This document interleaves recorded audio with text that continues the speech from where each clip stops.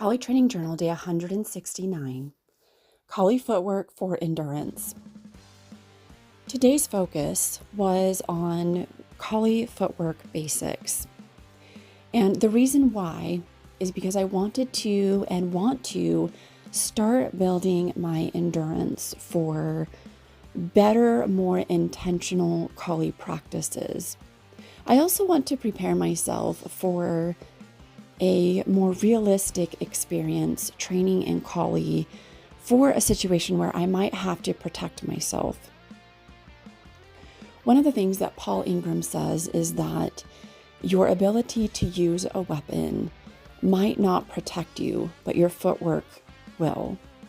Now, this isn't this isn't an exact quote, but this is something that he reminds his workshop or seminar participants to remember, because if somebody is more skilled than you, it doesn't matter how much you've practiced your skill, you're not going to be able to overcome them.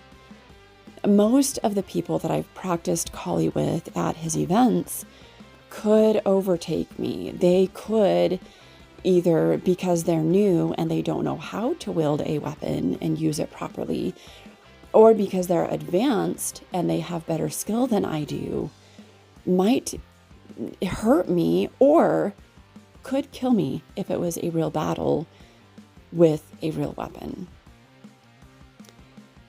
So your footwork really does become a vital skill to learn.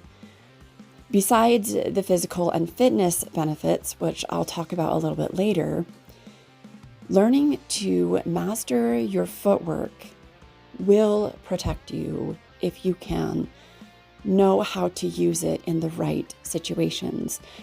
But you can't figure out how to use it in the right situations without having the endurance and stamina built up in the cardio aspect of footwork. Your footwork should challenge you. Your footwork should make you feel out of breath when you begin working it, and working it to full speed. Now, full speed is up to you, and full speed is a matter of how quickly can you move.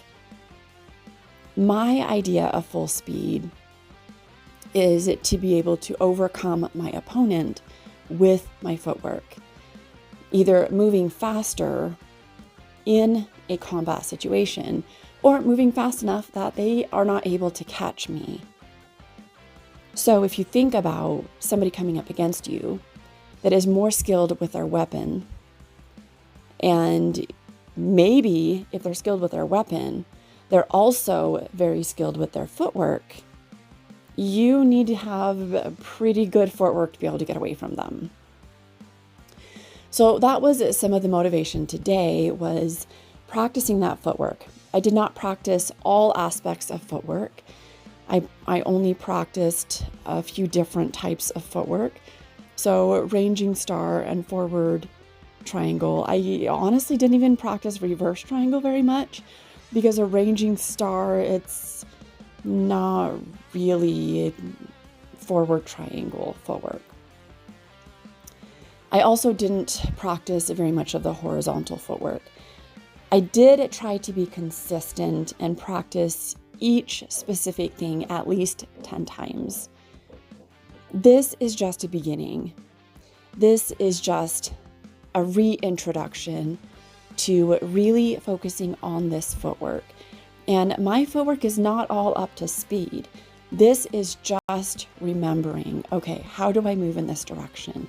Am I doing it properly? Am I doing it correctly? This is where the fitness side of it can come into it. Eventually, you're going to see me moving up to speed in these different areas and really working the footwork for cardio endurance, as well as physical agility and speed and endurance on that aspect of it. I've also thought about this footwork and building endurance in other areas of my life. because that's really what I'm doing in a lot of my collie practices, is trying to relate it to my life experience. And remembering that there is always room to grow. Now, if you're trying to build endurance in a skill that you know, it doesn't matter what the skill is for, but if you're trying to build endurance in a skill that you know, you have to practice it. And the best way to practice for endurance is to push yourself past where you would normally stop. Now, my word of caution here is that you need to know your body and your physical capabilities and any special things tied to you, or any health conditions or anything related to you that you may need to take additional precautions. So with that caution, push yourself beyond where you would normally stop. When you're physically tired, if I'm practicing my striking angles and I'm only practicing the striking angles, for example, there's a lot of times where I will be watching TV or listening to music and I'm just practicing striking angles 1 to 4. And I'm trying to get to 100 sets of a 1, 2, 3, 4 angle. And when I'm practicing those, many times my body gets tired and I start to get a little bit sloppy and I have to readjust. The endurance part comes when you push past being tired and give it additional effort. This is where you build that additional strength. This is where you really test your boundaries and skills. Thank you so much for watching. We'll see you tomorrow.